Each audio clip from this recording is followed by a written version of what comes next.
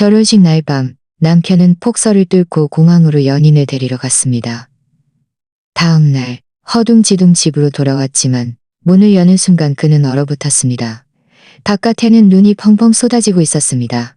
거위털 같은 눈송이들이 창문에 부딪히며 사각거리는 소리를 내었고 온 도시를 하얀 설국으로 감쌌습니다.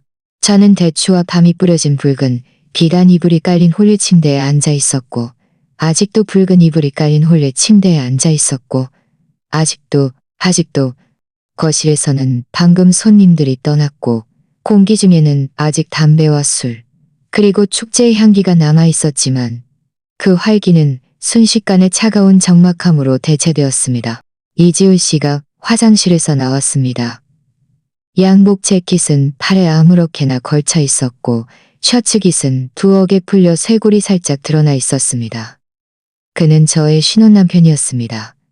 오늘 그는 평소보다 몇 배는 더 늠름해 보였지만 눈빛에는 지워지지 않는 쓸쓸함이 감돌았습니다. 저희의 결혼은 원래부터 아무런 감정적 기반이 없었습니다. 그는 미래 그룹의 후계자였고 저는 서현 기업의 외동딸이었습니다.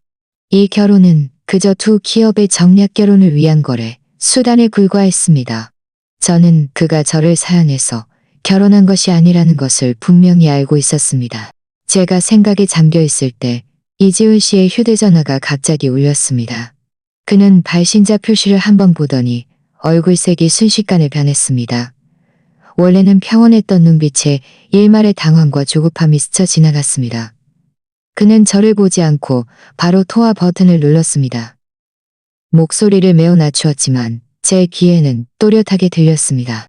여보세요? 도착했어요? 알겠어. 지금 바로 데리러 갈게. 전화를 끊자마자 이지훈 씨는 급한 일이 있는 듯 서둘러 문 쪽으로 향했습니다. 제 가슴이 철렁 내려앉았고 저는 황급히 일어서서 그를 불렀습니다. 이지훈 씨, 어디 가세요? 그는 걸음을 멈추고 뒤를 돌아 저를 보았습니다. 그의 눈빛에는 신혼 남편의 다정함이라곤 찾아볼 수 없었고 오직 차가운 무관심만이 가득했습니다. 누군가를 데리러요? 저는 눈살을 찌푸렸고 불안감은 점점 더 강해졌습니다. 이렇게 늦은 시간에 게다가 밖에 눈이 이렇게 많이 오는데 누굴 데리러 가는 거예요? 내일 가면 안 돼요? 오늘은 저희의 신혼 첫날 밤이었습니다. 어떻게 이럴 때 저를 내버려 두고 다른 사람을 데리러 갈 수 있는 걸까요? 신경 쓰지 마. 이지훈 씨의 목소리는 더욱 차가워졌습니다. 그는 소파에 있던 코트를 집어들고 빠르게 입었습니다. 집에 잘 있어. 난 상관없어. 이지훈 씨, 오늘이 우리 신혼 첫날 밤이에요. 저는 그의 앞을 막아섰고 눈시울이 붉어졌습니다. 이렇게 저를 혼자 내버려 두고 다른 사람을 데리러 간다니. 도대체 그 사람이 이지훈 씨한테 얼마나 중요한 사람이에요? 제 목소리가 떨리고 있다는 것을 느낄 수 있었습니다. 마음속의 서러움이 파도처럼 밀려왔습니다. 저희의 결혼이 정략 결혼이라는 것을 알았지만 저는 그래도 한 가닥 기대를 품고 있었습니다. 그가 저에게 조금이라도 잘해주기를 품고 있었습니다. 그가 저에게 저희가 천천히 감정을 키워나가기를 바랐습니다. 이지훈 씨는 눈살을 찌푸렸고 얼굴에는 짜증이 역력했습니다. 한서연 씨, 억지 부리지 마. 다시 말하는데 나 급한 일이 있어서 누굴 데리러 가야 해. 비켜. 전 억지 부리는 게 아니에요. 그저 누굴 데리러 가는지 알고 싶을 뿐이에요. 저는 이를 악물고 비키지 않았습니다. 오늘이 우리 신혼 첫날 밤이에요. 이지훈 씨는 갈 수 없어요. 비켜. 이지훈 씨의 목소리가 몇 배 높아졌고 경고의 의미를 담고 있었습니다. 그는 손을 뻗어 가볍게 밀었고 저는 두 걸음 뒤로 밀려나 거의 넘어질 뻔했습니다. 제가 반응하기도 전에 그는 저를 비켜 문을 열었습니다. 뼈를 애는 듯한 찬바람이 순식간에 들이닥쳤고 눈송이들이 섞여 들어와 온몸이 차가워졌습니다. 이지훈 씨. 저는 그의 뒷모습을 향해 소리쳤습니다. 오늘 이지훈 씨가 가면 다시는 돌아오지 마요. 하지만 그는 뒤돌아보지 않았고 조금의 망설임도 없이 폭설 속으로 곧장 걸어 들어갔습니다. 차문이 닫히는 소리가 들렸고 곧 자동차 엔진 소리도 점점 멀어지다가 결국 눈보라 속으로 사라졌습니다. 저는 문가에 서서 그의 차가 사라진 방향을 바라보았고 결국 참았던 눈물이 흘러내렸습니다. 찬바람이 칼날처럼 제 얼굴을 핥히었고 너무나 아팠지만 저는 아무것도 느낄 수 없었습니다. 몸의 고통보다 몇천 배는 더 강렬한 마음의 아픔이 저를 짓눌렀습니다. 저는 천천히 문을 닫아 찬바람과 눈송이를 바깥에 가두었지만 집 안의 온도는 별로 오르지 않았습니다. 저는 소파 옆으로 가서 앉았습니다. 온 집안을 가득 채운 축제 분위기의 장식들을 보니 그저 비극적이고 아이러니할 뿐이었습니다. 신혼 첫날 밤은 응당 부부가 애정을 나누는 시간이어야 했지만 저는 폭설이 쏟아지는 이 밤에 신혼 남편에게 버림받아 텅 빈 집 안에 홀로 남겨졌습니다. 그가 누굴 데리러 갔는지 언제 돌아올지는 알 수 없었습니다. 그저 그의 잔인한 행동에 마지막 남은 기대마저 산산조각 남은 기대마저 산산조각 남은 기대마저 산조각 났다는 것만을 알 수 있었습니다.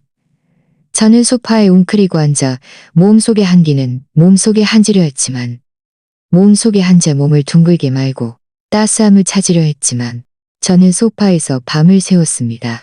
기쁜 분위기에 이불이 깔린 홀리 침실은 이제 제 눈에는 차가운 조롱으로만 보였기에 차마 그 방으로 돌아갈 엄두를 내지 못했습니다. 창밖의 눈은 아직 그치지 않았고 눈송이들이 바람에 실려 창문 유리를 온통 뒤덮어 한 줄기 별빛도 새어 들어오지 못했습니다. 집안의 난방은 충분히 틀어져 있었지만 저는 여전히 추웠습니다. 뼛속까지 스며드는 듯한 한기였습니다. 저는 여는 입고 있던 한기였습니다. 벽에 걸린 시계는 낮게 째깍거렸고 그 소리 하나하나가 제 심장을 때리는 듯 길고 고통스러웠습니다. 저는 몇 번이고 창가로 가서 발돋움을 하며 아래를 내려다보았습니다. 이지훈 씨의 차가 돌아오기를 기대했지만 아래 주차 공간은 항상 텅 비어 있었고 오직 두껍게 쌓인 눈만이 바람에 휘날려 작은 언덕을 이루고 있었습니다. 무의식적으로 저희의 정략 결혼 과정이 머릿속에 떠올랐습니다. 3달 전 두 회사가 동시에 자금난에 빠졌을 때 저희 아버지가 미래그룹을 찾아가 정략 결혼을 제안했습니다. 이지훈 씨는 반대하지는 않았지만 저에게 단 한 번도 좋은 얼굴을 보여준 적이 없었습니다. 저는 어렴풋이 이지훈 씨 마음에 최수민이라는 백월건 첫사랑이 있다는 것을 들었습니다. 그는 그의 대학 동창이었고 나중에 유학을 갔다고 했습니다. 그때 저는 순진하게도 그가 결혼에 동의했으니 과거를 잊고 잘 지낼 수 있을 거라고 생각했습니다. 지금 생각해보니 저는 정말 너무나 어리석었습니다. 얼마나 버텼는지 모르게 창밖은 마침내 어스름한 새벽빛을 띠었고 눈도 점점 작아져 흩날리는 눈송이들만 남았습니다. 저는 일어섰습니다. 다리가 저려 거의 넘어질 뻔했습니다. 소파를 붙잡고 한참을 기다려서야 겨우 몸을 가눌 수 있었습니다.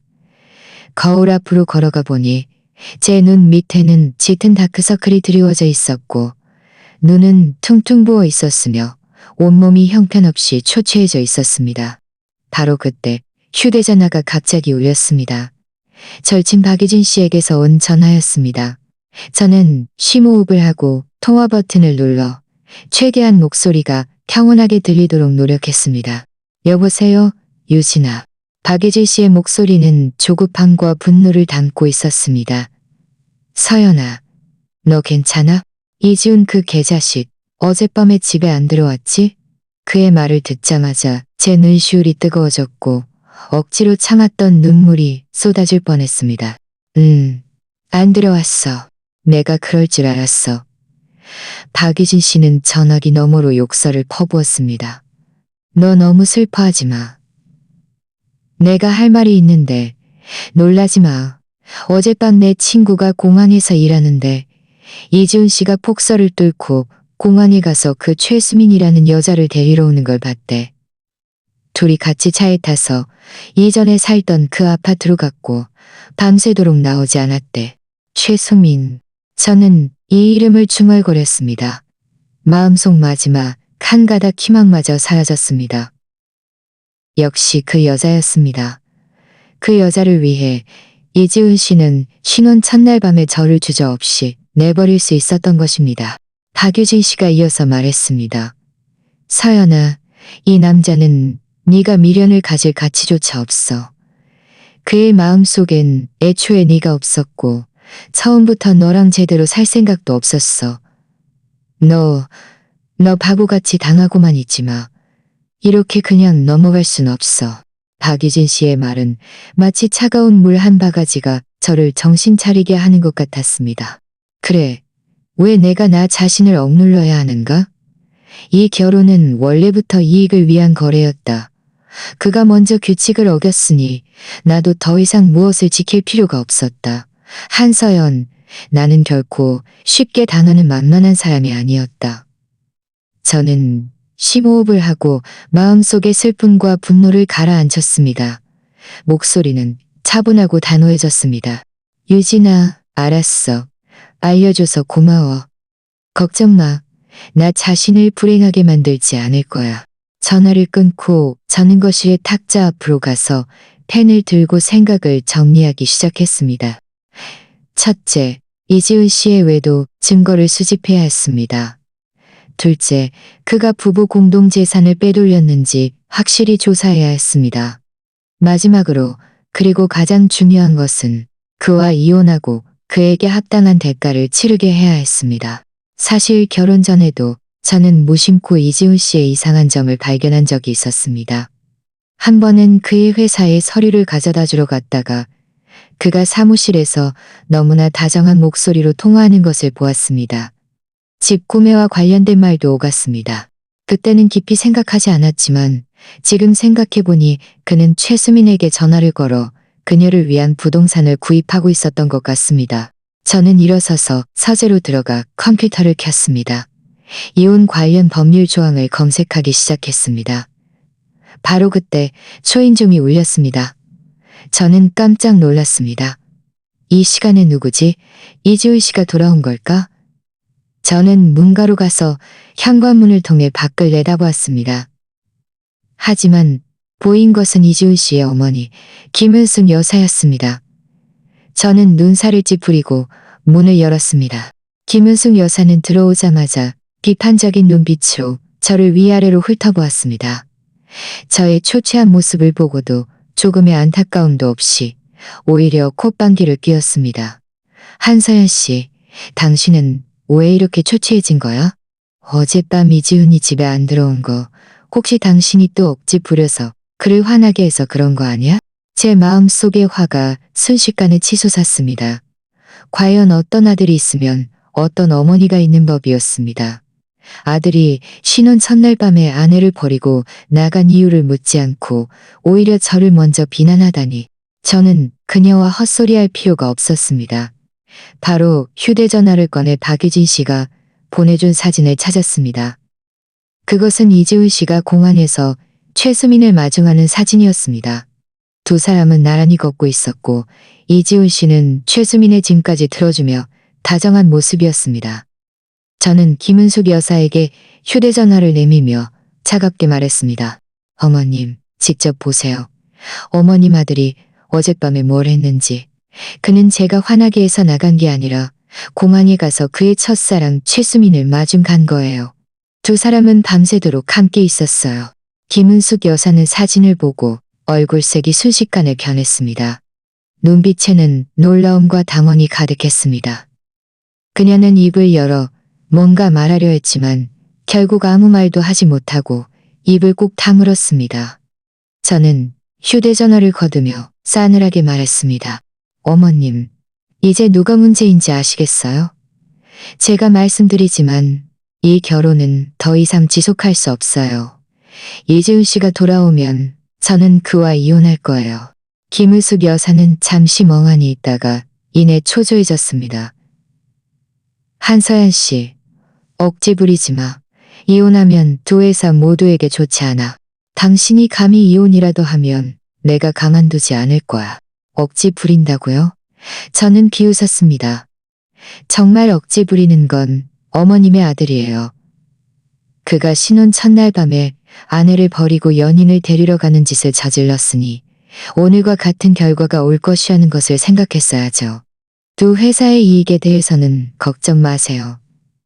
제가 잘 처리해서 사연 기업이 실패한 결혼 때문에 손해를 보지 않도록 할 테니까요. 김은숙 여사는 제 말에 할 말을 잃고 그 자리에 서서 얼굴이 파랬다가 하얘졌습니다. 저는 더 이상 그녀에게 신경 쓰지 않고 몸을 돌려 침실로 들어갔고 그녀를 거실에 홀로 남겨두었습니다. 앞으로의 길이 쉽지 않을 것이라는 것을 알았지만 저는 이미 준비가 되어 있었습니다. 무슨 일이 있어도 저는 저 자신을 위해 정의를 찾아야 했습니다. 침실로 들어간 후 저는 뒤로 문을 잠가 김은숙 여사의 기운을 완전히 차단했습니다. 문에 기대어 몇 번의 심호흡을 한 후에야 마음속에서 끓어오르는 감정을 가라앉힐 수 있었습니다. 김은숙 여사와 대치할 때의 단호함은 여전했지만 혼자 있자니 마음속이 다시 쓰라려왔습니다. 저는 침대 옆으로 가서 앉아 붉은 이불을 바라보았습니다. 손을 뻗어 부드러운 천을 만졌지만 그 감촉은 제 손바닥을 아프게 할 뿐이었습니다. 이 결혼은 처음부터 잘못되었습니다. 저는 가문의 이익 때문에 저 자신을 희생하여 저를 사랑하지 않는 사람과 결혼해서는 안 되는 것이었습니다. 잠시의 슬픔 후 저는 즉시 정신을 차렸습니다. 지금은 슬퍼할 때가 아니었습니다. 가장 중요한 것은 가능한 한 빨리 충분한 증거를 수집하여 이혼을 위한 만반의 준비를 하는 것이었습니다. 이지훈 씨와 최수민이 뜻대로 되게 내버려 둘 수는 없었고 이 실패한 결혼 때문에 서현 기업이 피해를 입게 해서도 안 되었습니다. 저는 휴대전화를 꺼내 전화번호부에서 최 변호사님의 번호를 찾았습니다. 최 변호사님은 저희 아버지의 전담 변호사였고 정직하고 믿음직한 분이었습니다. 이전에도 집안의 법률 문제들은 모두 그분이 처리해 주셨습니다. 저는 통화 버튼을 눌렀고 전화는 금방 연결되었습니다. 저는 바로 본론으로 들어가 이지훈 씨가 쉬는 첫날 아내를 버리고 다른 사람을 데리러 간 일을 최 변호사님께, 단일을 최 변호사님께 다른 사람을 데리러 가니라 마지막으로 말했습니다. 최 변호사님, 이지훈 씨와 이혼하고 싶습니다. 이혼 합의서 초안 작성을 부탁드립니다. 또한 이지훈 씨가 부부 공동재산을 빼돌렸고 공동재산으로 최수민에게 부동산을 구입해 주었을 가능성도 있으니 이 부분도 조사해 주시길 부탁드립니다. 최 변호사님은 전화기 너머로 몇 초간 침묵하다가 진지한 목소리로 말했습니다. 한서열 씨, 일단 진정하세요. 신혼 첫날 밤 외도라면 이지훈 씨가 유책 배우자에 해당하므로 재산 분할에서 유리한 위치를 차지할 수 있습니다. 이혼 합의서는 최대한 빨리 작성해 드리겠습니다. 재산 빼돌리기와 부동산 문제도 사람을 보내 조사하겠습니다. 하지만 이쪽에서도 관련 증거를 수집하는 데 주의해야 합니다. 예를 들어 이지훈 씨의 외도 사진이나 영상, 그리고 그와 최수민의 대화 기록 같은 것들이요. 이런 것들이 사건에 매우 유리하게 작용할 겁니다. 알겠습니다. 최 변호사님, 감사합니다. 저는 말했습니다. 증거는 최대한 수집하겠습니다. 진전이 있으면 바로 연락드리겠습니다. 전화를 끊고 저는 즉시 박유진 씨에게 문자를 보냈습니다. 이지훈 씨와 최수민의 동향을 주시하고 더 유용한 증거를 수집할 수 있는지 알아봐 달라고 부탁했습니다. 박유진 씨는 곧바로 답장하여 걱정하지 말라며 자기가 잘 지켜보겠다고 했습니다. 이 모든 것을 처리하고 나니 벌써 점호가 다 되어가고 있었습니다. 배가 조금 고팠고 어젯밤부터 지금까지 아무것도 먹지 않았다는 것을 깨달았습니다. 주방으로 들어가 냉장고를 열어보니 텅 비어 있었고 생수 몇 병과 인스턴트 식품만 있었습니다. 이지훈 씨는 한 번도 집에서 요리한 적이 없었고 집에는 식재료도 거의 없었습니다. 저는 대충 인스턴트 만두국을 끓여두어 숟가락 먹었을 때 휴대전화가 울렸습니다. 아버지의 비서가 건 전화였습니다. 저는 서둘러 통화 버튼을 눌렀습니다. 여보세요, 장 비서님. 찾아냈나요? 장 비서님의 목소리는 약간의 흥분을 담고 있었습니다. 찾아냈습니다. 도심의 그 고급 아파트 단지에 이지훈 대표님이 한 달 전 구입한 아파트가 확실히 있습니다. 구매자 명의는 최수미 씨로 되어 있고 금액은 일시불로 88억만 원입니다. 이 숫자를 듣자마자 제 가슴이 철렁 내려앉았습니다. 88억만 원이라니 결코 적은 금액이 아니었습니다. 저희가 결혼한 지 겨우 사흘 만에 이지훈 씨는 부부 공동 재산으로 최수민에게 이렇게 비싼 아파트를 사주다니 그의 마음은 너무나 잔인했습니다. 알겠습니다. 장 비서님. 감사합니다. 저는 말했습니다. 그 부동산 정보와 매매 계약서, 사본을 저에게 보내주세요. 그리고 이지훈 씨의 최근 6개월간 은행 거래 내역을 조사해서 다른 큰 지출은 없는지 확인해 주세요. 네, 한서연 씨. 바로 처리하겠습니다. 장 비서님이 말했습니다. 전화를 끊고 저는 더 이상 만두국을 먹을 마음이 없었습니다. 그릇을 싱크대에 두고 거실 소파에 앉았습니다. 마음속은 오만 가지 감정으로 뒤섞였습니다. 이지훈 씨가 이렇게까지 심할 줄은 몰랐습니다. 신혼 첫날 밤에 외도했을 뿐만 아니라 몰래 부부 공동재산을 빼돌리다니. 이 이혼 소송은 제가 반드시 이겨야만 했습니다. 얼마 지나지 않아 장 비서님이 부동산 정보와 매매 계약서, 사본을 저에게 보내주었습니다. 저는 파일을 열어 정보를 꼼꼼히 살펴보았습니다. 구매자 칸에는 최수민의 이름이 선명하게 인쇄되어 있었고 지불인은 이지훈 씨였습니다. 저는 이 문서들을 저장하고 최 변호사님께 다시 전달했습니다. 최 변호사님은 곧바로 답장하여 한서연 씨, 이 증거들은 매우 유용합니다. 이것만 있으면 이혼을 요구할 수 있을 뿐만 아니라 이지훈 씨가 공동 재산으로 최수민에게 구입해준 부동산을 반환받거나 최수민에게 상응하는 손해배상응하는 최수민에게 상응하는 손해배상응하거나 최 변호사님의 긍정적인 답변을 듣자 제 마음은 조금이나마 놓였습니다. 바로 그때 문 밖에서 열쇠가 돌아가는 소리가 들렸습니다. 저는 깜짝 놀랐습니다. 저는 일어서서 현관으로 가서 문이 열리는 것을 보았습니다. 이지훈 씨가 들어왔습니다. 이지훈 씨가 들어왔습니다. 목소리에는 아직 바깥의 찬 기운이 남아 있었고 머리카락에는 눈송이들이 붙어 있었습니다. 그는 저를 보더니 눈빛에 이 남아 있었습니다. 당신 왜 여기 있어? 여기가 내 집인데 내가 여기 없으면 어디에 있겠어요? 저는 차갑게 말했습니다. 시선은 그의 몸에 머물렀습니다.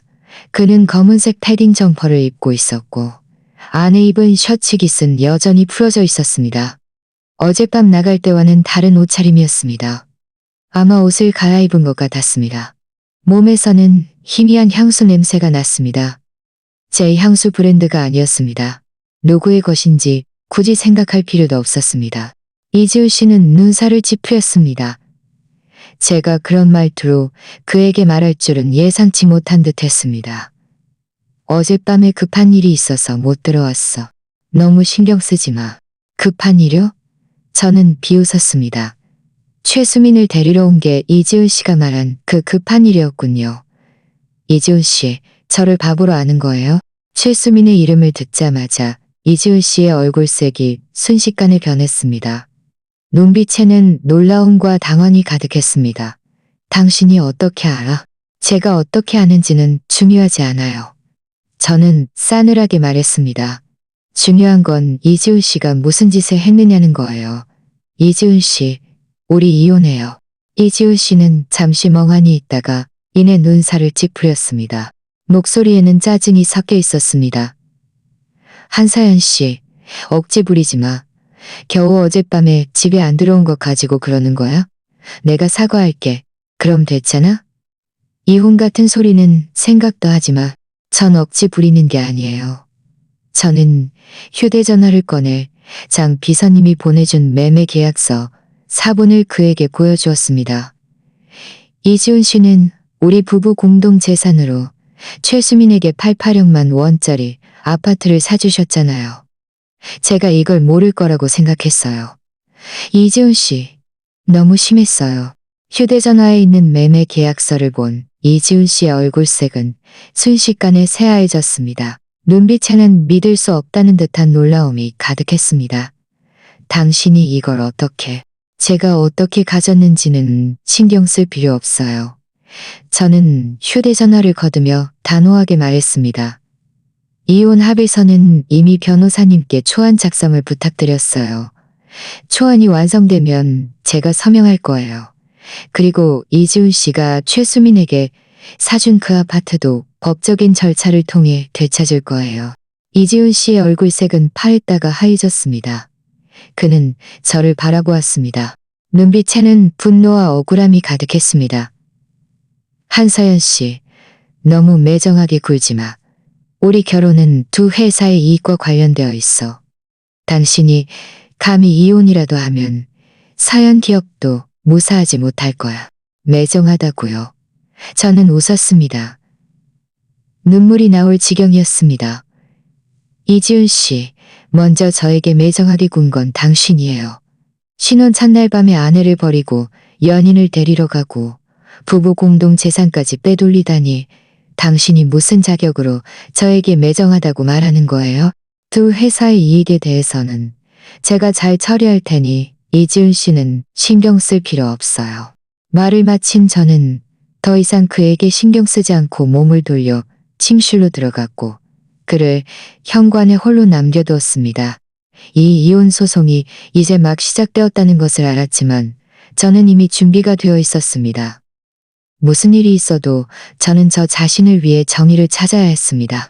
침실로 들어간 후 저는 뒤로 문을 잠가버렸습니다. 문 밖에서는 이지훈 씨의 다급한 노크 소리와 함께 화가 섞인 고함 소리가 들렸습니다. 한서연 씨, 문 열어. 저는 그에게 신경 쓰지 않고 침대 옆으로 가서 앉아 최 변호사님께 온 메시지를 살펴보았습니다. 최 변호사님은 이혼 합의서 초안이 이미 작성되었으니 제가 시간이 될 때 보고 수정할 부분이 있으면 언제든지 말해달라고 했습니다. 저는 파일을 열어 꼼꼼히 읽어보았습니다. 합의서에는 이지훈 씨가 일체 배우자이므로 공동재산의 칠화를 제가 갖게 될 것이라고 명확히 쓰여 있었습니다. 합의서의 조항들을 보며 제 마음은 조금이나마 놓였습니다. 이 조항들은 모두 합리적이고 합법적이므로 이지훈 씨가 반박할 이유가 없을 것이었습니다. 문 밖의 노크 소리는 계속되었습니다. 이지훈 씨의 목소리는 분노에서 짜증으로 바뀌어 있었습니다. 한서연 씨, 너무 심하게 굴지 마. 겨우 누굴 데리러 간 것 가지고 이렇게 유난을 떠는 거야. 게다가 이혼까지 하겠다고? 저는 휴대전화를 내려놓고 문가로 가서 문 너머로 싸늘하게 말했습니다. 제대로 산다고요? 이지훈 씨, 당신이 신혼 첫날 밤에 저를 내버려 두고 다른 여자를 데리러 갈 때 제대로 살 생각은 안 했어요. 우리 부부 공동재산으로 다른 여자에게 아파트를 사줄 때 제대로 살 생각은 안 했어요? 이제 와서 저에게 제대로 살자고 말하는 게 우습지 않나요? 문 밖의 노크 소리가 멈췄습니다.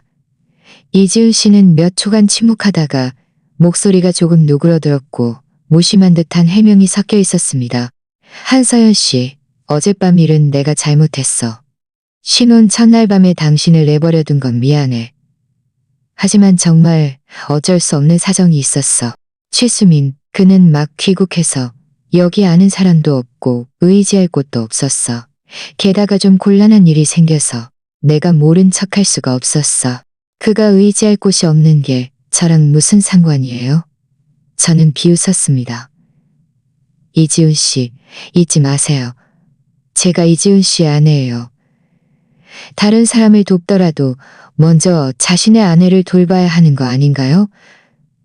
게다가 부부 공동 재산으로 그에게 아파트를 사준 것도 이지훈 씨의 어쩔 수 없는 사정이었나요? 그에게 아파트를 사준 건 그가 경제적으로 어려움을 겪고 있어서였어. 그저 도와준 것뿐이야. 이지훈 씨의 목소리에는 당황함이 섞여 있었습니다. 나중에 돈이 생기면 나에게 갚기로 했어. 한서연 씨, 오해하지 마. 그와 나 사이에는 아무것도 없어. 그저 평범한 친구 사이일 뿐이야. 평범한 친구? 저는 웃음이 터질 뻔했습니다. 평범한 친구가 신혼 첫날 밤에 폭설을 뚫고 공항에 가서 데리러 가야 해요? 평범한 친구에게 8800만 원을 들여 아파트를 사줘야 해요?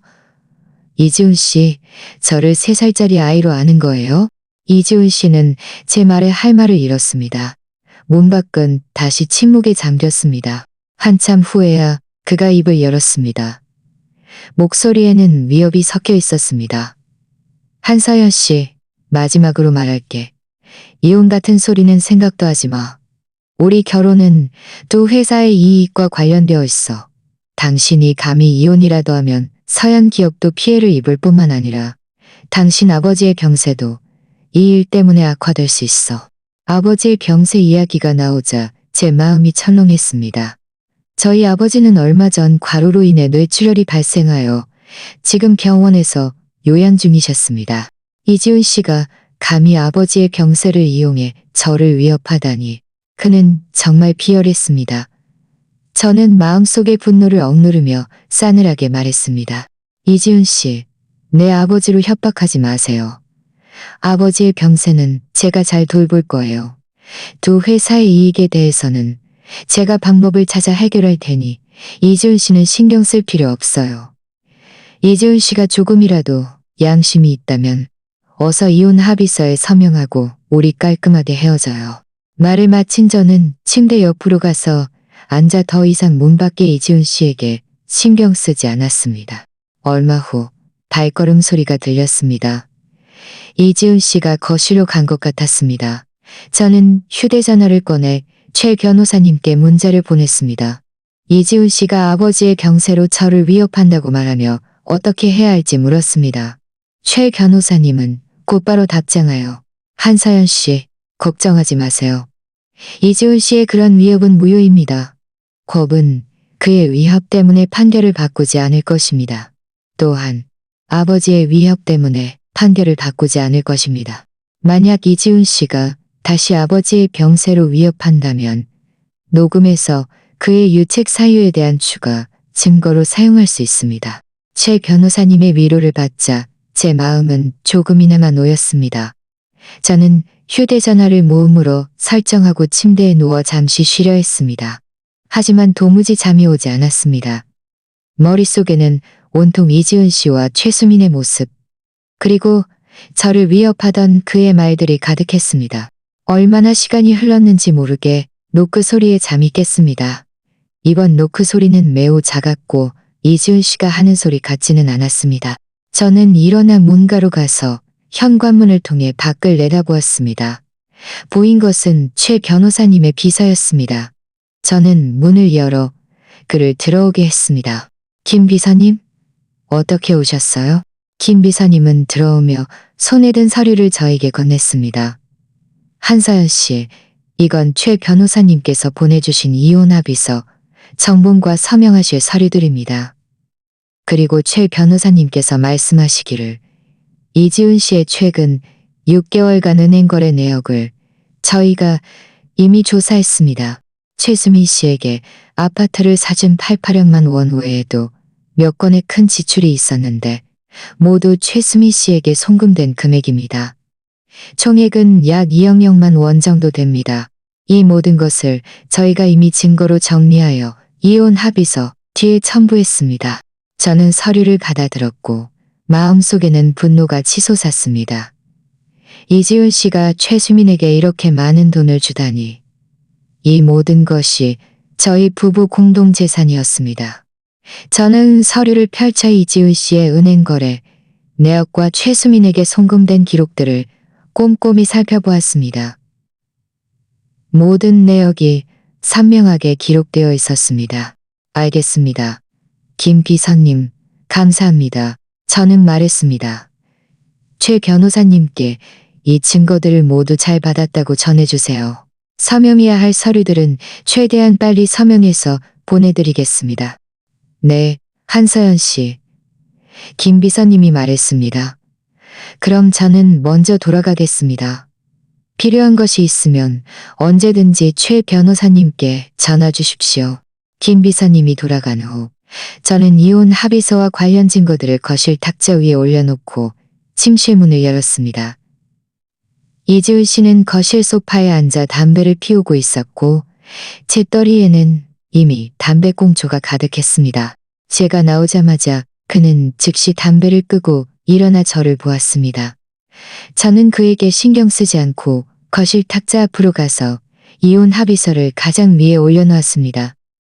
그리고 말했습니다. 이지훈 씨, 이게 이혼 합의서예요.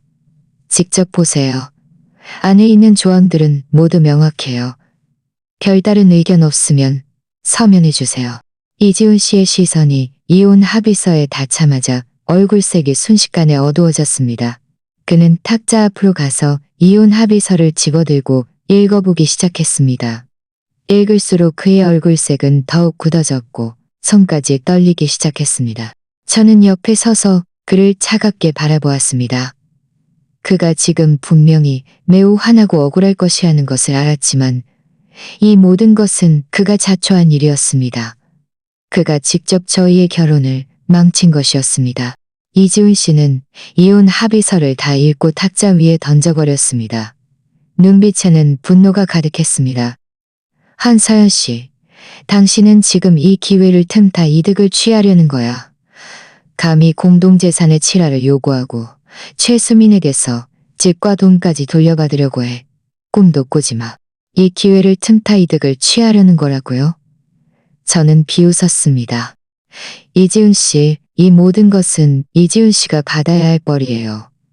이지훈 씨가 신혼 첫날 밤에 외도하지 않았더라면, 이지훈 씨가 부부 공동 재산을 빼돌리지 않았더라면 제가 이지훈 씨와 이혼하려 했을까요? 빈손으로 쫓아내도 부족할 판에 지금 공동 재산의 사마를 주는 것도 당신에게 봐주는 거예요. 빈손으로 쫓아낸다고? 이지훈 씨는 화가 나서 비웃었습니다. 한서연 씨, 너무 우쭐대지 마. 당신이 이런 증거들을 가지고 있어도 난 서명하지 않을 거야. 법원이 당신 편을 들어줄 거라고는 생각 안 해. 믿든 안 믿든 상관없어요. 저는 단호하게 말했습니다. 만약 이지훈 씨가 서명하지 않으면 저도 법적인 절차를 통해 해결할 수밖에 없어요. 그때는 이지훈 씨는 재산을 잃을 뿐만 아니라 명예까지 실추될 거예요. 이지훈 씨, 잘 생각해 보세요. 말을 마친 저는 더 이상 그에게 신경 쓰지 않고 몸을 돌려 침실로 들어갔습니다. 이지훈 씨는 지금 당장 서명하지 않을 것이라는 것을 알았지만 저는 충분한 인내심과 확신을 가지고 법적인 절차를 통해 저 자신을 위해 정의를 찾아낼 것이었습니다. 문을 닫는 순간 거실에서 쾅 하는 큰 소리가 들렸습니다. 이지훈 씨가 탁자 위의 물건들을 바닥으로 쓸어버린 것 같았습니다. 이어서 그의 억눌린 고함 소리가 들렸고 벽까지 미세하게 흔들리는 듯 했습니다. 저는 문에 기대어 서 있었습니다. 온몸이 차가웠지만 조금도 동요하지 않았습니다. 그의 지금 분노는 그저 창피함에 분노하는 것에 불과했습니다. 그가 신혼 첫날 밤에 저를 버리고 떠나는 것을 선택한 그 순간부터 저희 사이에는 이미 모든 것이 깨져버린 것이에요. 저는 침대 옆으로 가서 앉아 휴대전화를 꺼내 최 변호사님께 문자를 보냈습니다. 이지훈 씨가 서명을 거부한다고 말하며 다음 단계는 어떻게 해야 할지 물었습니다. 최 변호사님은 곧바로 답장하여 그가 직접 이지훈 씨와 대화하러 오겠다고 했습니다. 정말 안 되면 바로 법적 절차를 밟겠다고 했습니다. 휴대전화를 내려놓고 저는 일어나 창가로 가서 두꺼운 커튼을 걷었습니다. 밖의 눈은 이미 그쳤고 깨끗한 유리창을 통해 햇살이 쏟아져 들어와 바닥에 따뜻한 빛을 드리웠습니다. 하지만 이 햇살은 제 마음속의 한기를 녹이지 못했습니다. 저는 창밖의 하얀 세상을 바라보며 마음속은 평온했습니다. 이 결혼은 마치 이 폭설처럼 겉으로는 성대했지만 실제로는 차가웠습니다. 이제는 녹아내릴 때가 된 것이었습니다. 얼마 지나지 않아 문 밖에서 노크 소리가 들렸습니다. 이번에는 최 변호사님의 목소리였습니다. 한서연 씨, 저 왔습니다. 저는 일어나 침실 문을 열었습니다. 최 변호사님이 깔끔한 양복을 입고 손에 서류 가방을 들고 문가에 서 있었습니다. 그의 뒤에는 젊은 비서 한 명이 서류 가방을 들고 따라왔습니다. 이지훈 씨도 소리를 듣고 거실에서 걸어 나왔습니다. 그의 머리카락은 헝클어져 있었고 셔츠 깃은 풀어져 있었으며 얼굴에는 분노가 가득했지만 눈빛에는 일말의 당황이 숨겨져 있었습니다. 최 변호사님을 보자마자 그는 즉시 눈살을 찌푸렸고 불쾌한 목소리로 말했습니다.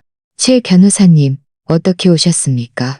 최 변호사님은 그의 적대적인 태도에 신경 쓰지 않고 곧장 집 안으로 들어와 서류 가방을 탁자 위에 놓으며 진지한 목소리로 말했습니다.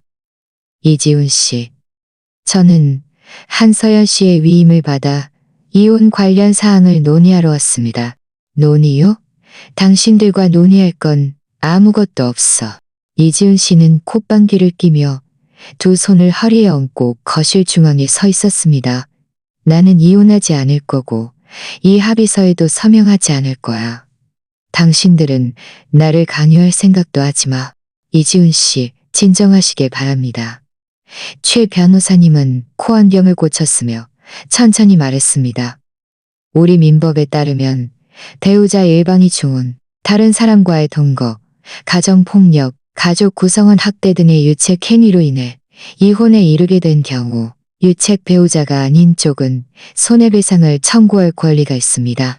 이지우 씨는 신혼 첫날 밤에 외도하고 또한 부부 공동 재산을 무단으로 빼돌려 제3자를 위해 부동산을 구입했습니다. 이는 이미 심각한 유책 행위에 해당합니다. 최 변호사님은 말하면서 서류 가방에서 서류 뭉치를 꺼내 탁자 위에 놓았습니다. 이 모든 것은 한서연 씨가 수집한 증거입니다. 이지훈 씨가 공항에서 최수민 씨를 마중하는 사진, 최수민 씨에게 부동산을 사준 계약서, 지난 6개월간 최수민 씨에게 송금한 거래네요.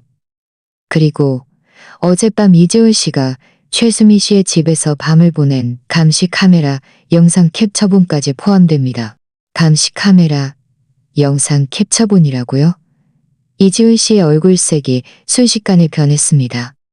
그는 한 걸음 앞으로 다가서며 믿을 수 없다는 듯 최 변호사님을 바라보았습니다. 당신들이 어떻게 감시 카메라 영상 캡처본을 가지고 있어? 이 증거들의 출처는 모두 합법적입니다. 최 변호사님은 그의 질문에 직접 답하지 않고 계속 말했습니다. 이지훈 씨, 이 증거들은 이지훈 씨가 심각한 유책 행위를 저질렀다는 것을 증명하기에 충분합니다. 만약 우리가 법적 절차를 밟는다면 법원은 이혼을 판결할 가능성이 매우 높으며 재산 분할에서도 한서연 씨에게 유리하게 판결할 것입니다. 이지훈 씨가 최수민 씨에게 사준 집과 송금한 돈도 부부 공동 재산을 무단으로 처분한 것으로 인정되어 한서연 씨가 반환을 요구할 권리가 있습니다. 저는 옆에 서서 이지훈 씨를 차갑게 바라보았습니다. 그의 시선은 탁자 위의 증거들에 머물렀고 몸이 미세하게 떨리기 시작했습니다. 그는 손을 뻗어 그 문서들을 집어들고 한 장 한 장 넘겨보았습니다. 얼굴색은 처음에 분노에서 천천히 놀라움으로 그리고 마지막에는 믿을 수 없다는 데 새하얗게 변했습니다. 그가 감시 카메라 영상 캡처본을 보았을 때 그는 완전히 얼어붙었습니다. 캡처본에는 어젯밤 그와 최수민이 함께 그 아파트로 들어갔다가 오늘 아침에 함께 나오는 모습이 선명하게 담겨 있었습니다. 화면 속 두 사람은 다정한 모습이었고 최수민은 그의 팔을 잡고 달콤하게 웃고 있었습니다. 말도 안 돼. 이지훈 씨는 중얼거렸고 손에 든 서류가 바닥에 떨어졌지만 그는 전혀 의식하지 못했습니다. 그의 눈은 텅 비어 있었고 앞을 응시했습니다. 당신들이 어떻게 이런 걸. 그는 드디어 제가 그와 장난치는 것이 아니라는 것을 깨달았습니다. 제가 정말 만반의 준비를 하고 그와 이혼할 각오를 했다는 것을 깨달았습니다. 그의 이전의 무심한 변명과 위협은 이 철저한 증거들 앞에서 너무나 우스꽝스러웠습니다. 최 변호사님은 허리를 굽혀 바닥에 떨어진 서류들을 주워 다시 탁자 위에 놓으며 차분한 목소리로 말했습니다. 이지훈 씨, 이제 증거는 확실합니다. 현실을 직시하시길 바랍니다. 지금 협의 이혼에 동의하시면 재산의 일부를 보존할 수 있고 명예가 실추되는 것도 피할 수 있습니다. 만약 법적 절차를 밟는다면 이지훈 씨에게는 더욱 불리할 뿐입니다. 이지훈 씨는 고개를 맹렬히 들었습니다. 눈빛에는 핏발이 서 있었고 저를 뚫어지게 노려보았습니다. 한사연 씨, 당신은 처음부터 계획했던 거지? 내가 최수민을 데리러 갈 줄 미리 알고 그때부터 내 증거를 수집하기 시작한 거지? 저는 아무것도 계획하지 않았어요. 저는 싸늘하게 말했습니다. 이지훈 씨가 스스로 한 걸음 한 걸음 이 길을 막다른 길로 만든 거예요. 저도 처음에는 잘 살고 싶었어요. 하지만 이지훈 씨가 신혼 첫날 밤에 저에게 치명타를 날렸어요. 이 증거들은 모두 이지훈 씨가 저를 간우해서 수집하게 만든 거예요. 이지훈 씨는 입을 열어 뭔가 말하려 했지만 결국 아무 말도 하지 못했습니다. 그의 몸이 흔들리며 거의 넘어질 뻔했습니다. 황급히 뒤에 있는 소파를 붙잡았습니다. 그는 저를 바라보았습니다. 눈빛에는 충격, 분노, 억울함, 그리고 알아채기 힘든 일말의 공포가 가득했습니다. 그는 자신에게 항상 순종하고 심지어 몇몇 아첨하는 듯한 태도를 보였던 제가 이렇게까지 매정하게 나올 줄은 상상도 못했습니다. 게다가 이렇게 완벽한 증거들을 수집할 줄은 더욱 몰랐습니다. 그는 자신이 공들여 지켜왔던 모든 것이 이렇게 짧은 시간 안에 저에게 철저히 산산조각 날 줄은 꿈에도 생각지 못했습니다. 거실은 죽은 듯한 침묵에 잠겼습니다. 오직 이지훈 씨의 거친 숨소리만이 들렸습니다. 햇살이 창문을 통해 쏟아져 들어와 그의 새하얀 얼굴에 들이우자 그는 더욱 초췌해 보였습니다. 최 변호사님은 이지훈 씨를 보았다가 저를 보며 입을 열어 침묵을 깼습니다. 이지훈 씨, 10분 시간을 드리겠습니다. 만약 협의 이혼에 동의하시면 이 합의서에 서명하십시오. 만약 동의하지 않으시면 우리는 지금 바로 법원에 서류를 제출하고 법적 절차를 받겠습니다. 이지훈 씨는 아무 말도 하지 않고 그저 탁자 위에 이혼 합의서를 뚫어지게 노려보았습니다. 손가락은 무의식적으로 웅크리고 있었습니다. 그의 몸이 아직 미세하게 떨리고 있는 것을 알 수 있었습니다.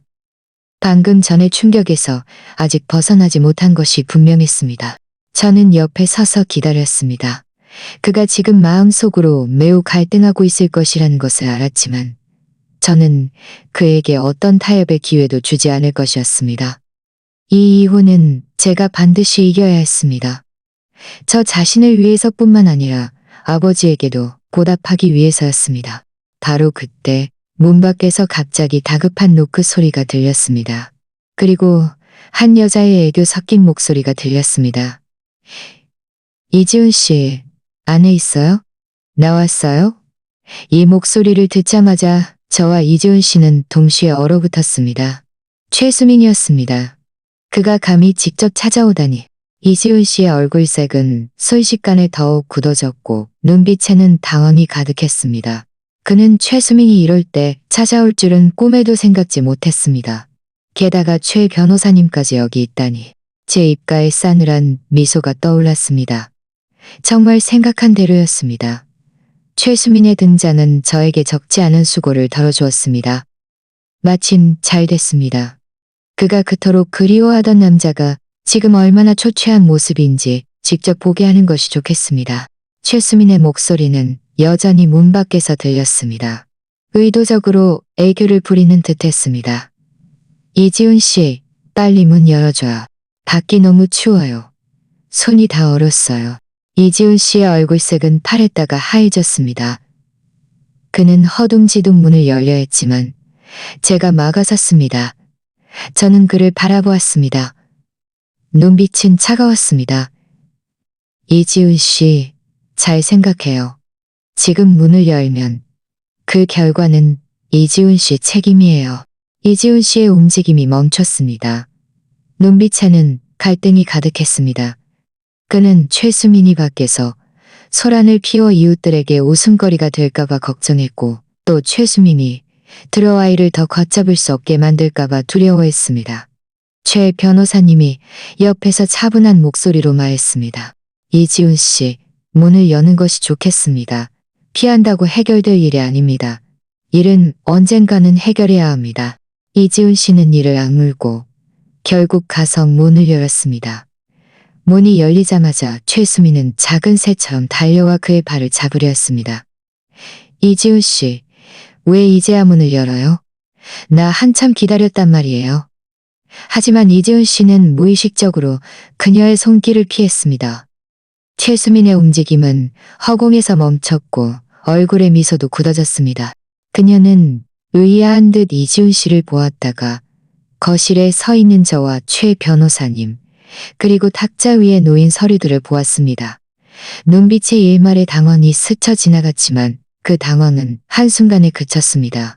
그녀는 이내 침착함을 되찾았고 심지어 턱을 치켜들고 도발적인 눈빛으로 저를 바라보았습니다. 그녀는 미색 명품 코트를 입고 있었고 목에는 값비싼 스카프를 두르고 있었으며 손에는 한정판 가방을 들고 있었습니다. 온몸에서 이지훈 씨에게 소중히 보살핌받는 듯한 우월감이 뿜어져 나왔습니다. 최수민은 제 앞으로 와서 저를 위아래로 훑어보았습니다. 입가에는 경멸하는 듯한 미소가 떠올랐습니다. 한서연 씨, 아직도 여기 있을 줄은 몰랐네. 이지훈 씨가 이미 당신에게 자기 마음속에 나밖에 없다고 분명히 말했는데 왜 이렇게 뻔뻔하게 안다는 거야. 저는 그를 차갑게 바라보았고 아무 말도 하지 않았습니다. 이런 시시한 광대에게는 말할 가치도 없다고 생각했습니다. 최수민은 제가 아무 말도 하지 않자 제가 겁먹은 줄 알고 더욱 기세등등하게 말했습니다. 당신이 이 신의 찐며느리 자리를 놓지 못하고 그 영광과 부귀영화를 놓지 못하는 건 알지만 내가 말해주지. 이런 것들은 원래 당신 것이 아니야. 이지훈 씨는 나를 사랑해. 그는 나에게만 잘해줄 거야. 당신이 아무리 여기에 붙어 있어도 소용없어. 최수미 씨, 입 다물어. 이지훈 씨는 마침내 참지 못하고 입을 열었습니다. 목소리에는 짜증이 가득했습니다. 여기 당신이 상관할 일 아니야. 먼저 돌아가. 이지훈 씨, 어떻게 나한테 그렇게 말할 수 있어요? 최수미는 억울한 듯 이지훈 씨를 바라보았고 눈시울이 순식간에 붉어졌습니다. 난 이지훈 씨를 위해서 온 거잖아요. 이지훈 씨가 그 여자랑 이혼하면 분명히 힘들어질까봐 내가 도우러 온 거잖아요. 한서연 씨, 양심이 있으면 이지훈 씨랑 자진해서 이혼해요. 그래요. 모두에게 좋잖아요. 도와준다고? 이지훈 씨는 쓴웃음을 지었습니다. 눈빛에는 어쩔 수 없음과 짜증이 가득했습니다. 여기서 일을 더 엉망으로 만들지 않으면 다행이지. 엉망으로 만들다니? 최수민은 멍하니 있다가 이지훈 씨가 그렇게 말할 줄은 예상치 못한 듯 했습니다. 이지훈 씨, 난 일을 엉망으로 만드는 게 아니야. 난 진심으로 이지훈 씨를 돕고 싶어. 한서연, 그는 이지훈 씨에게 전혀 어울리지 않아. 나만이 이지훈 씨에게 행복을 줄 수 있어. 저는 마침내 참지 못하고 입을 열었습니다. 목소리는 차가웠습니다.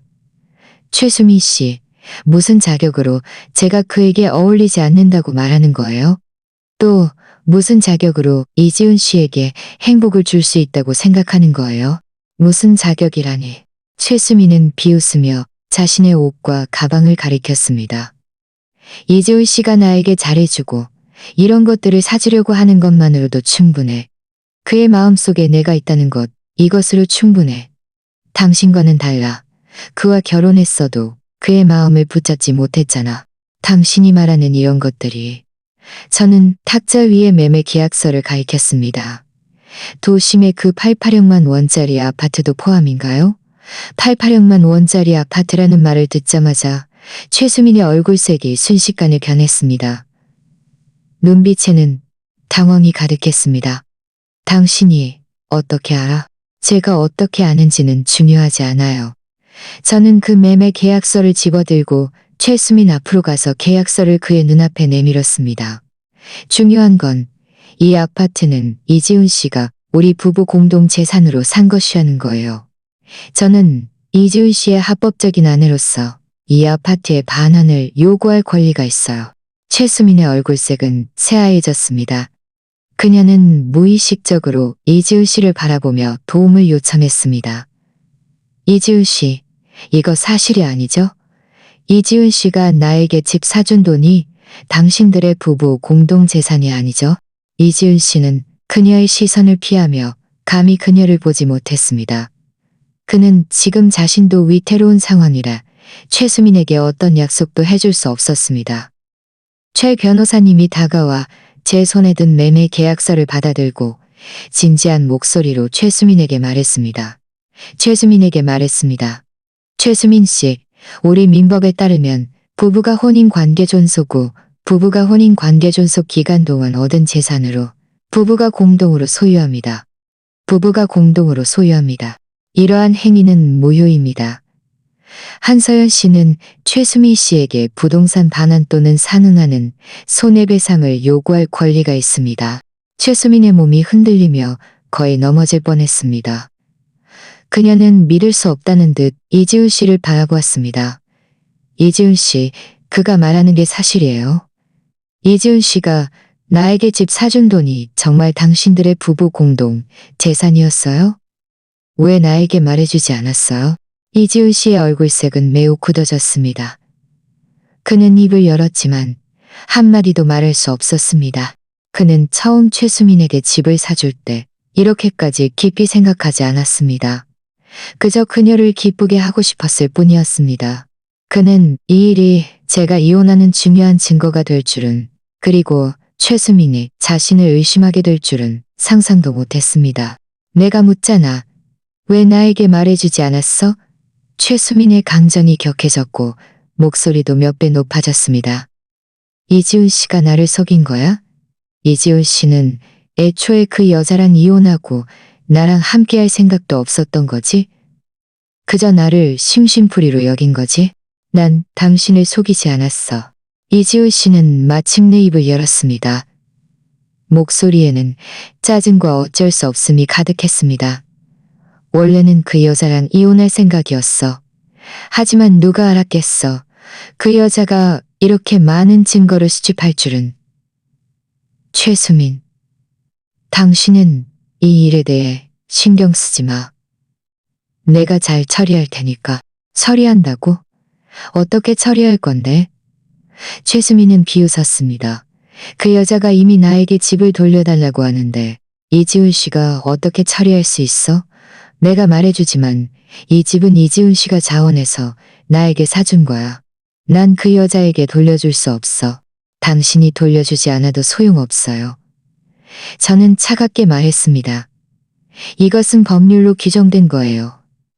당신이 돌려주지 않아도 저도 법적인 절차를 통해 강제로 당신에게 돌려받을 수 있어요. 그때는 당신은 집을 잃을 뿐만 아니라 법적인 책임까지 져야 할 수도 있어요. 최수민의 얼굴색은 점점 더 창백해졌습니다. 그녀는 저를 보았다가 이지훈 씨를 보았습니다. 눈빛에는 절망과 분노가 가득했습니다. 그녀는 자신이 기뻐하며 의지할 수 있는 남자를 찾았다고 생각했는데 결국 이 남자가 부부 공동 재산을 사용했고 이제 모든 것을 잃을 위기에 처했다는 것을 상상도 못했습니다. 이지훈 씨의 마음속에도 후회와 짜증이 가득했습니다. 그는 이제야 자신의 과거의 충동적인 행동이 자신의 결혼을 망쳤을 뿐만 아니라 최수민까지 곤경에 빠뜨렸다는 것을 깨달았습니다. 그는 눈앞에 두 여자를 바라보았습니다. 한 명은 차갑고 단호했고 다른 한 명은 분노와 절망에 빠져 있었습니다. 그는 머리가 터질 것 같았습니다. 그만해. 이지은 씨는 소리쳤고 최수민의 울음을 끊었습니다. 최수민, 먼저 돌아가. 이 일은 내가 당신에게 분명히 설명할게. 안 돌아갈 거야. 최수민은 고집스럽게 말했습니다. 여기서 이지은 씨가 나에게 설명을 해줄 때까지 기다릴 거야. 이 집은 도대체 어떻게 된 건지 분명히 말해줘. 이지은 씨는 도대체 언제 그 여자랑 이혼할 거야? 이지은 씨의 얼굴색은 더욱 굳어졌습니다. 그는 지금 정말 진퇴양난이었습니다. 최수민을 먼저 돌려보내고 싶었지만 최수민은 가지 않으려 했습니다. 저와 이혼 문제를 협의하고 싶었지만 최수민이 여기서 계속 소란을 피워 도무지 협의할 수 없었습니다. 저는 눈앞의 혼란스러운 상황을 바라보며 입가에 싸늘한 미소를 지었습니다. 이것이 이지훈 씨가 원했던 결과인가? 한쪽에는 그가 그리워하던 첫사랑이 있고 다른 한쪽에는 그가 벗어나고 싶었던 아내가 있습니다. 이제 두 여자가 그의 앞에 서 있는데 그는 어떻게 해야 할지 모르는 것 같았습니다. 최 변호사님은 손목시계를 보며 이지훈 씨에게 말했습니다. 이지훈 씨, 10분 시간이 지났습니다. 어떻게 결정하셨습니까? 협의 이혼에 동의하시겠습니까? 아니면 우리가 지금 바로 법원에 가겠습니까? 이지훈 씨의 시선은 탁자 위에 이혼 합의서에 머물렀고 다시 울음을 그치지 않는 최수민을 보았습니다.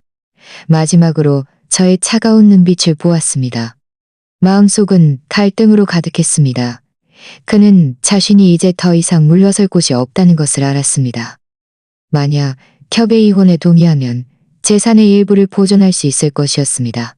만약 법적 절차를 밟는다면 재산을 더 많이 잃을 뿐만 아니라 이지훈 씨가 망설이고 있을 때 최수민이 갑자기 탁자 앞으로 달려가 그 이혼 합의서를 집어들고 찍기 시작했습니다. 난 당신들이 이혼하는 거 허락 안 해. 이지훈 씨, 그 여자랑 이혼할 수 없어. 최수민, 미쳤어. 이지훈 씨는 소리치며 그녀를 막으려 했지만 이미 늦었습니다.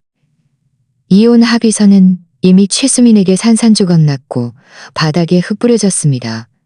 저는 바닥의 파편들을 바라보았고 눈빛에는 아무런 동요도 없었습니다. 합의서 한 장 찢은 것뿐이었습니다. 저는 아직 많은 사본을 가지고 있었습니다. 저는 휴대전화를 꺼내 최 변호사님께 문자를 보냈습니다. 최 변호사님, 법적 절차를 준비해 주세요. 최 변호사님은 고개를 끄덕이며 이지훈 씨에게 말했습니다. 이지훈 씨, 최수민 씨가 이혼 합의서를 찢어버렸으니 우리는 법적 절차를 밟을 수밖에 없습니다. 준비하십시오. 법원의 소환잔이 곧 송달될 것입니다. 이지훈 씨의 얼굴색은 새하얘졌습니다. 그는 힘없이 소파에 기대어 앉았고 눈빛은 텅 비어 있었습니다. 그는 자신이 완전히 졌다는 것을 알았습니다. 최수민은 이혼 합의서를 찍고 나서도 가슴이 격렬하게 들썩였고 눈빛에는 광기에 어린 집착이 가득했습니다.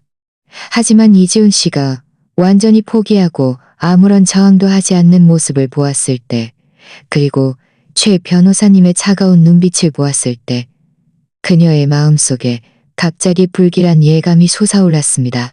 이지훈 씨는 소파에 기대어 앉아 두 손으로 머리카락을 움켜쥐었습니다. 목소리는 지치고 절망적이었습니다. 최수민, 이제 만족해?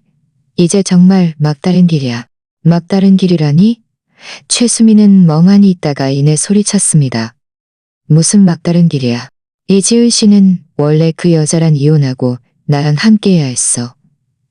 그 여자, 한서연이 끼어든 거야. 그 여자가 우리 행복을 망친 거야. 우리 행복을 망쳤다고? 이지훈 씨는 고개를 맹렬히 들었습니다. 눈빛에는 핏발이 서 있었고 최수민을 뚫어지게 노려보았습니다. 최수민, 당신은 양심의 손을 얹고 말해봐. 우리 사이에 정말 행복이 있었어? 처음부터 당신이 한 걸음 한 걸음 나를 유혹해서 나에게 죄책감을 느끼게 하고 내가 당신에게 빚진 것이 있다고 생각하게 만들었잖아. 증거와 이혼 압력에 숨이 막혔던 이지훈 씨는 깊이 생각할 여유가 없었습니다. 하지만 이제 완전히 절망하자 오히려 정신이 맑아졌습니다. 그는 최수민이 귀국한 후의 모든 행동을 떠올렸습니다. 그녀가 항상 의도적으로 과거를 언급하며 자신이 그에게 빚진 것이 있다고 말하던 모습, 겉으로는 연약했지만 실제로는 한 걸음 한 걸음 자신을 압박하던 모습들을 떠올리자 마음속에 갑자기 한기가 솟아올리자 최수민은 이지훈 씨의 눈빛에 섬뜩함을 느끼고 무의식적으로 한 걸음 뒤로 물러섰습니다. 무슨 헛소리야? 내가 언제 당신을 유혹했어? 당신이 스스로 마음속에 내가 있다고 말했고 당신이 스스로 나에게 잘해주겠다고 한 거잖아. 마음속에 당신이 있다고 말했지만 우리는 이미 과거라고도 말했어. 이지훈 씨의 목소리는 격분했습니다. 억눌렸던 분노와 후회가 이 순간 완전히 폭발했습니다. 당신이 귀국 후에 아는 사람도 없고 의지할 곳도 없고 했고 경제적으로 어려움을 겪고 있다고 했어. 당신이 아직 나를 사랑한다고 했기에 내가 마음이 약해져서 당신을 한 번, 두 번 도와준 거야. 당신은 나에게 이렇게 보답하는 거야? 내가 어떻게 당신에게 보답했어? 최수민도 격분하여 소리쳤습니다. 나는 당신 곁에 있어주고 당신을 위로해줬어. 당신이 사랑받는 느낌을 받게 해줬어. 그걸로 부족해? 당신이 나에게 집을 사주고 돈을 준 건 모두 당신이 자원한 일이야. 이제 문제가 생기니까 모든 책임을 나에게 떠넘기려는 거야? 이지훈 씨, 당신은 너무 이기적이야. 이기적이라고? 이지훈 씨는 비웃었습니다. 내가 이기적이었다면 처음부터 당신에게 신경 쓰지 않았을 거야. 내가 이기적이었다면 당신 때문에 내 결혼과 사업을 모두 망치지 않았을 거야. 최수민, 나에게 말해봐. 당신이 귀국한 것이 정말 나를 보고 싶어서였어? 당신이 나에게 접근한 것이 처음부터 다른 목적이 있었던 거야? 이 말은 최수민의 아픈 곳을 찌르는 듯했습니다. 그녀의 얼굴색은 순식간에 새하얘졌고 눈빛에는 당황이 가득했습니다. 말까지 더듬기 시작했습니다. 난 아니야. 당신은 한서연의 이간질을 듣지 마. 그는 그저 우리 관계를 망치고 싶을 뿐이야. 제가 이간질을 했는지 안 했는지는 최수민 씨가 더 잘 알겠죠. 저는 마침내 입을 열었습니다. 목소리는 차분했지만 조롱하는 듯한 뉘앙스가 섞여 있었습니다. 최수민 씨, 당신이 완벽하게 일을 처리했다고 생각했나요? 이지훈 씨가 정말 그렇게 속기 쉬운 사람이라고 생각했나요? 말하면서 저는 주머니에서 USB를 꺼내 최 변호사님께 건넸습니다. 최 변호사님, 안에 있는 것을 틀어주세요. 최 변호사님은 고개를 끄덕이며 서류 가방에서 노트북 컴퓨터를 꺼내 USB를 빠르게 연결하고 안에 있는 파일을 열었습니다. 화면에는 곧 녹음 파일, 그리고 몇몇 대화 기록과 송금 증명서가 나타났습니다. 녹음 파일에는 최수민과 낯선 남자의 대화가 담겨 있었습니다. 남자의 목소리가 들려왔습니다. 수민 씨, 정말 이렇게 할 거야? 이지훈 씨가 당신에게 죄책감을 느끼는 건 알지만 그는 이미 결혼했어.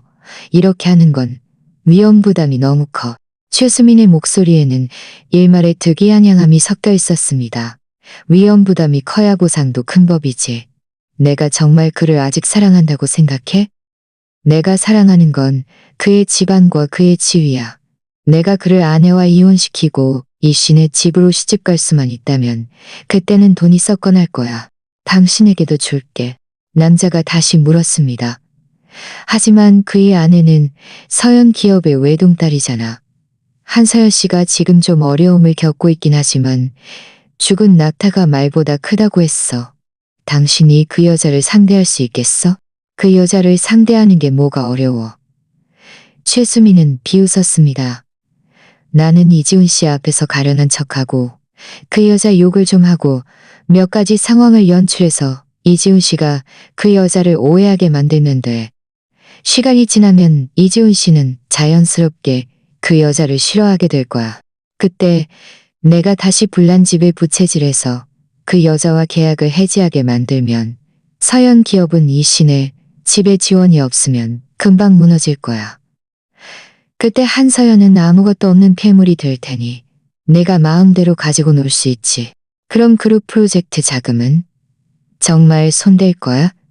남자의 목소리에는 일말의 망설임이 섞여 있었습니다. 당연히 손대야지. 최수민의 목소리는 비열해졌습니다. 이지훈이 나에게 주는 그 돈만으로는 턱도 없어. 내가 당신에게 이미 말했잖아.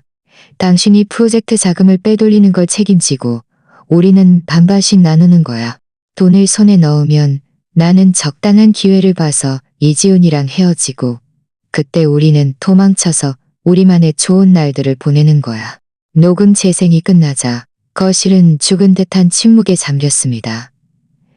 이지훈 씨의 눈은 컴퓨터 화면을 뚫어지게 노려보았고 몸이 격렬하게 떨렸습니다. 눈빛에는 믿을 수 없다는 듯한 충격과 분노가 가득했습니다. 아니야. 이건 사실이 아니야. 최수민은 미친 듯이 달려가 컴퓨터를 끄려 했지만 최 변호사님의 비서에게 제지당했습니다. 이건 조작된 거야.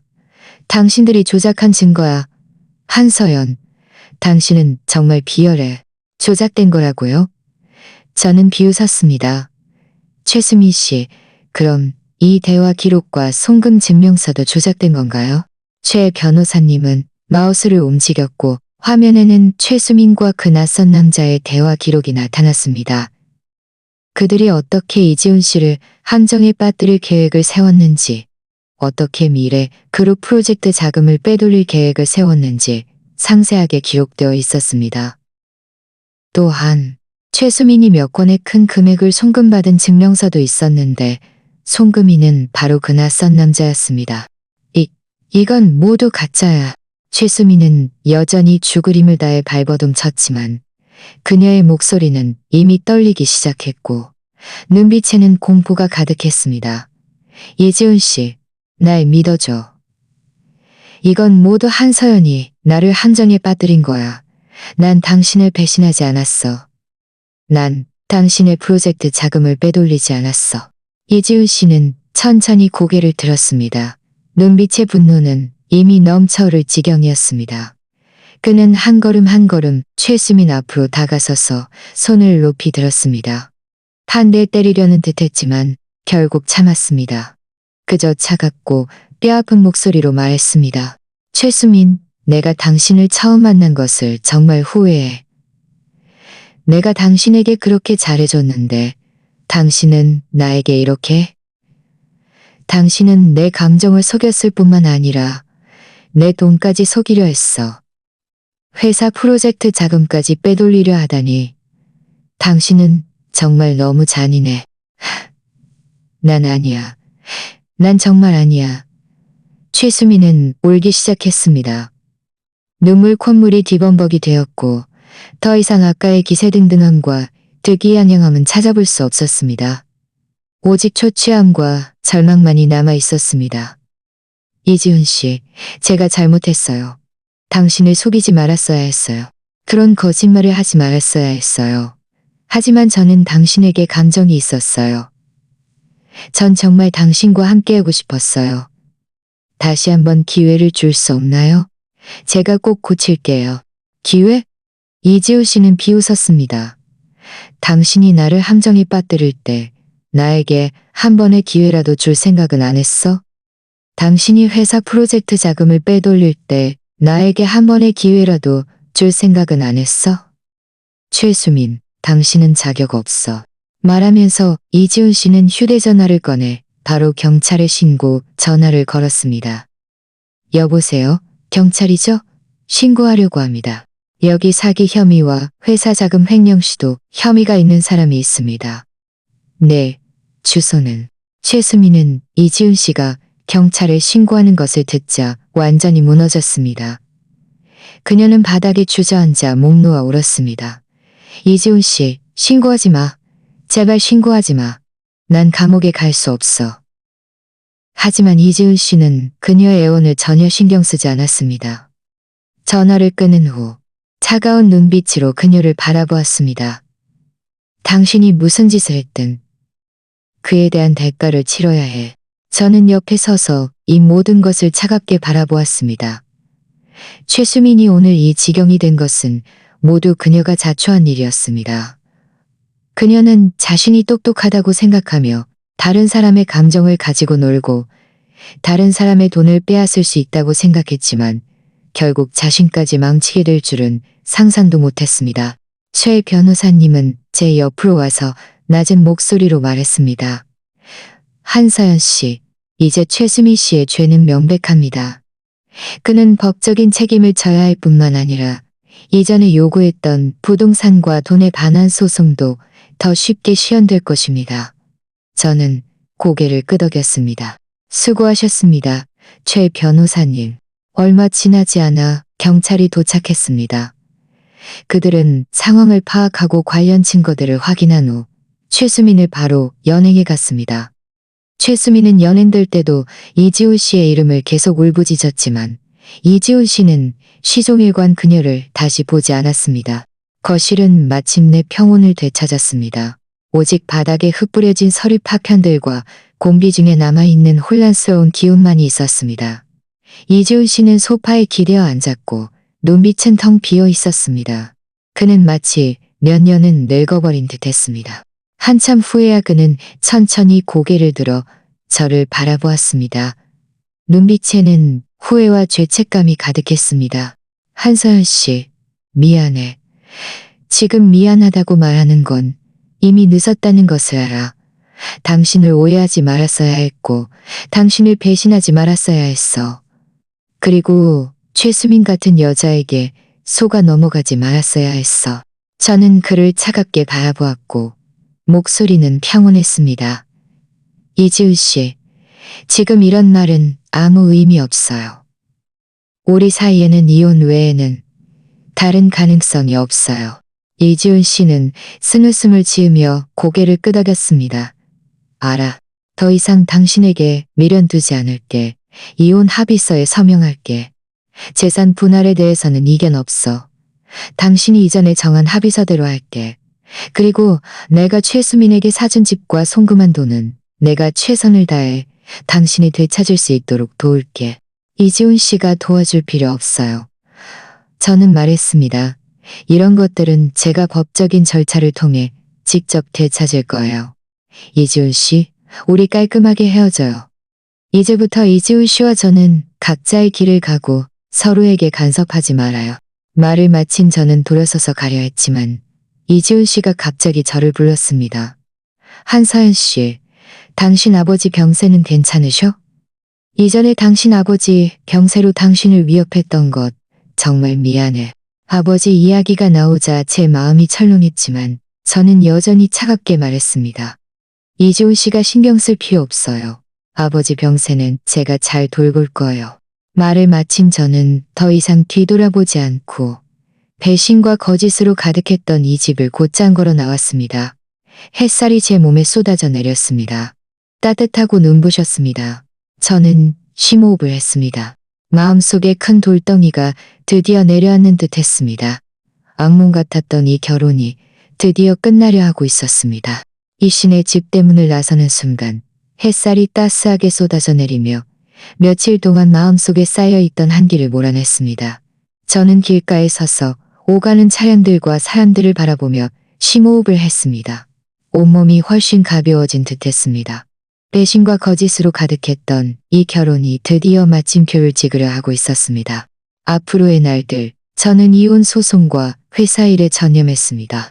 최 변호사님은 일 처리 효율이 매우 높아서 곧 모든 증거를 정리하여 법원에 제출했습니다. 이지훈 씨는 이번에는 더 이상 미련을 두지 않고 약속대로 이혼 합의서에 서명했습니다. 다만 재산 분할 시에 약간의 손실을 만회하려 했지만 철저한 증거들 앞에서 그의 모든 노력은 헛수고였습니다. 법원은 결국 저와 이지훈 씨의 이혼을 허락했습니다. 이지훈 씨가 유책 배우자이므로 결혼 후 공동 재산의 치하를 제가 갖게 되었습니다. 그가 최수민에게 사준 88억만 원짜리 아파트는 저에게 귀속되었고 최수민은 15일 이내에 이사해야 했습니다. 이지훈 씨가 최수민에게 준 2억만 원도 최수민에게 전액 반환을 요구하는 판결이 내려졌습니다. 이 외에도 이지훈 씨는 저에게 정신적 손해배상금 5억만 원을 지급해야 했습니다. 판결문을 받은 날, 저는 병원에 가서 아버지를 찾아뵈었습니다. 아버지의 병세는 많이 안정되어 있었습니다. 제 손에 들린 판결문을 보시고는 흐뭇하게 웃으셨습니다. 서연아, 네가 잘 처리할 줄 알았어. 이제 서연 기업은 네게 맡길 테니 네가 잘 운영할 거라고 믿는다. 걱정 마세요, 아버지. 실망시키지 않을게요. 저는 아버지의 손을 잡았고 눈시울이 약간 젖었습니다. 이 기간 동안 아버지의 지지와 격려 덕분에 제가 이렇게 굳건히 버텨낼 수 있었습니다. 최수민은 사기 및 회사 자금 횡령 혐의로 징역 5년에 벌금 1억만 원을 선고받았습니다. 그녀 명의의 재산은 동결되어 미래 그룹의 손실과 저의 배상금을 갚는 데 사용되었습니다. 한때 화려했던 그녀는 결국 명예가 실추되고 감옥에 가는 비참한 최후를 맞았습니다. 이 모든 것은 그녀가 자초한 일이었습니다. 이지훈 씨의 생활도 결코 순탄치 않았습니다. 최수민의 사기 사건은 미래에 그룹에까지 영향을 미쳤습니다. 회사 주가는 폭락했고 여러 협력 프로젝트가 강제 종료되면서 자금난에 직면했습니다. 게다가 이혼 시에는 빈손으로 쫓겨났고 저에게 50만 원을 배상해야 했습니다. 이 씨네 집의 경제 상황은 턴길 낭떠러지로 떨어졌습니다. 그의 아버지는 이 일 때문에 화병으로 쓰러져 뇌출혈이 발생했습니다. 목숨은 건졌지만 이지훈 씨는 회사를 살리기 위해 사방팔방으로 사람들에게 도움을 요청하고 돈을 빌렸지만 예전에 그를 아첨하던 사람들은 이제 모두 그를 피했습니다. 한때 높은 곳에 있던 이 씨네 집 도련님은 이제 초췌하고 비참한 신세가 되었습니다. 한 번은 제가 판경제 포럼에 참석했을 때 회장 입구에서 이지훈 씨를 만났습니다. 그는 색이 바랜 양복을 입고 있었고 머리카락은 헝클어져 있었으며 눈빛은 지쳐 있었습니다. 그는 한 노인에게 고개를 숙이고 나지막이 이야기하며 협력 기회를 얻으려 했지만 상대방은 짜증스럽게 그를 밀쳐내며 말했습니다. 이지훈 씨, 지금 당신 같은 처지로는 나랑 협력할 자격이 없어. 그리고는 돌아서서 떠났습니다. 이지훈 씨는 저를 보고 눈빛에 일말의 놀라움이 스쳐 지나갔지만 이내 수치심으로 가득 찼습니다. 그는 잠시 망설이다가 다가와 낮은 목소리로 말했습니다. 한서연 씨, 오랜만입니다. 오랜만입니다. 저는 평온한 목소리로 말했고 조금의 동요도 없었습니다. 저를 산채입혔던 이 남자에 대해 저는 더 이상 아무런 감정도 남아있지 않았습니다. 한서연 씨, 제가 예전에 당신에게 잘못했다는 것을 알아요. 이지훈 씨의 목소리에는 일말의 애원이 섞여 있었습니다. 저는 이제 잘못을 깨달았어요. 다시 한번 기회를 줄 수 없나요? 저는 당신과 재결합할 수 있어요. 당신과 아버님을 잘 돌볼게요. 그가 말을 마치기도 전에 저는 그의 말을 끊었습니다. 이지훈 씨, 우리는 이미 불가능해요. 당신이 직접 우리의 결혼을 망쳤잖아요. 지금 이런 말은 아무 의미 없어요. 이지훈 씨가 앞으로는 더 이상 저에게 미련 두지 않았으면 좋겠어요. 우리는 각자의 길을 가요. 하지만 이지훈 씨는 여전히 뭔가 더 말하려 했습니다.